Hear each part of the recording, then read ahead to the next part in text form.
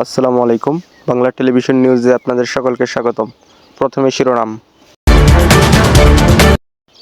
পদত্যাগ করেছেন DMP commissioner Sheikh Mohammad Sajjad Ali.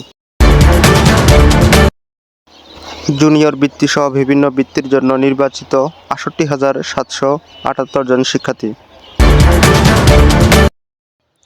Bangladesh ব্যাংকের নতুন গভর্নর হচ্ছেন মোস্তাফিজুর রহমান। পিলখানা হত্যাকাণ্ডে শহীদদের প্রতি শ্রদ্ধা নিবেদন জামাতের আমিরের। বাংলাদেশ সহ ৪০ দেশ থেকে পোলট্রি ও ডিম আমদানি নিষিদ্ধ করল সৌদি আরব। এ বছর সর্বনিম্ন ফিতরা ১১০ থেকে সর্বোচ্চ ২৮০৫ টাকা। সাবেক যুবলীগ নেতা সম্রাট ২০ বছরের কারাদণ্ড। বিডিআর হত্যাকাণ্ডে দেশের জন্য একটি কলঙ্কজনক অধ্যায়। বিডিআর হত্যাকাণ্ডে যথাযথ ন্যায় বিচার নিশ্চিত করা হবে, জানিয়েছেন স্বরাষ্ট্রমন্ত্রী সালাউদ্দিন আহমেদ। স্থানীয় সরকার নির্বাচিত প্রস্তুত নিচ্ছে এনসিপি, জানিয়েছেন সার্জিস আলম।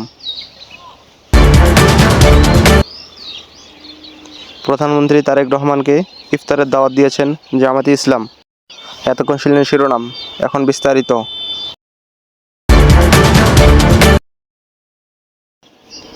পদত্যাগ করেছেন ডিআইপি কমিশনার শেখ মোহাম্মদ সাজ্জাদ আলী। ব্যক্তিগত ও পারিবারিক কারণ দেখিয়ে ঢাকা মহানগর পুলিশ ডিএমপি কমিশনার পদ থেকে সরে দাঁড়ালেন মোহাম্মদ সাজ্জাদ আলী। জুনিয়র বৃত্তি সহ বিভিন্ন বৃত্তির জন্য ৬৮,৭৬৮ জন শিক্ষার্থী নির্বাচিত হয়েছে। এর মধ্যে ৯টি সাধারণ ধারার শিক্ষা বোর্ডের ৪৬,২০০ জন শিক্ষার্থী জুনিয়র বৃত্তির জন্য নির্বাচিত হয়েছে। বাংলাদেশ ব্যাংকের নতুন গভর্নর হিসেবে নিয়োগ পেতে যাচ্ছে মোস্তাফিজুর রহমান। আজ বুধবার ২৫শে ফেব্রুয়ারি প্রজ্ঞাপন জারি হতে পারে বলে জানিয়েছেন সংশ্লিষ্ট সূত্রে জানা যায়। জাতীয় শহীদ সেনা দিবসে পিলখানা হত্যাকাণ্ডের শিকার শহীদের প্রতি শ্রদ্ধা নিবেদন করেছেন বিরোধী দলীয় নেতা জামায়াতে ইসলাম আমির ডক্টর শরীফুর রহমান। বাংলাদেশ সহ বিশ্বের ৪০টি দেশ থেকে পোলট্রি ও ডিম আমদানি নিষিদ্ধ করেছেন সৌদি আরব। দেশটির খাদ্য ও ঔষধ কর্তৃপক্ষ এই নিষেধাজ্ঞা আরোপ করেছেন। পাশাপাশি আরও ১৬টি দেশে নির্দিষ্ট কিছু অঞ্চল থেকে ডিম আমদানি নিষেধাজ্ঞা দেওয়া হয়েছে। রমজানে এবছর ফিতরা হার জনপ্রতি সর্বনিম্ন ১১০ টাকা ও সর্বোচ্চ ২,৮০৫ টাকা নির্ধারণ করা হয়েছে। বুধবার ২৫শে ফেব্রুয়ারি সকালে ইসলামী ফাউন্ডেশন বাইতুল মোকাররমে এ ঘোষণাটি দেওয়া হয়।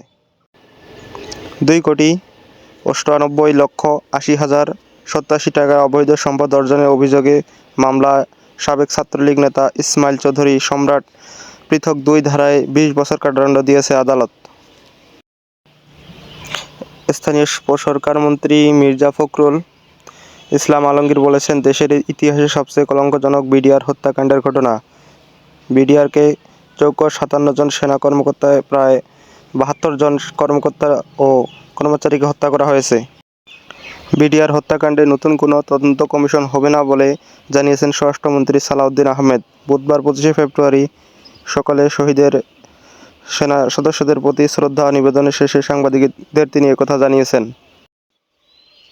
স্থানীয় সরকার নির্বাচনে প্রস্তুতি নিচ্ছেন জাতীয় পার্টি এনসিপি, এমনটা জানিয়েছেন দলটির স্থানীয় সরকার নির্বাচন পরিচালনা কমিটি ও চেয়ারম্যান এনসিপি উত্তরাঞ্চলের মুখ্য সংগঠক সার্জিস আলম। এদিকে পঞ্চগড় চিনিকলে খামারের আখ খেতে অগ্নিকাণ্ডের ঘটনা ঘটেছে।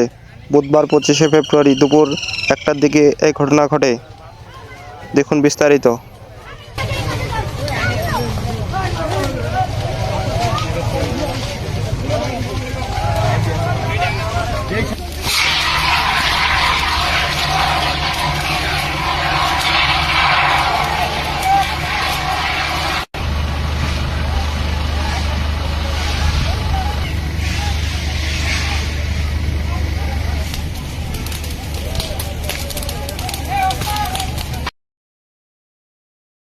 আজকের নিউজ এই পর্যন্তই।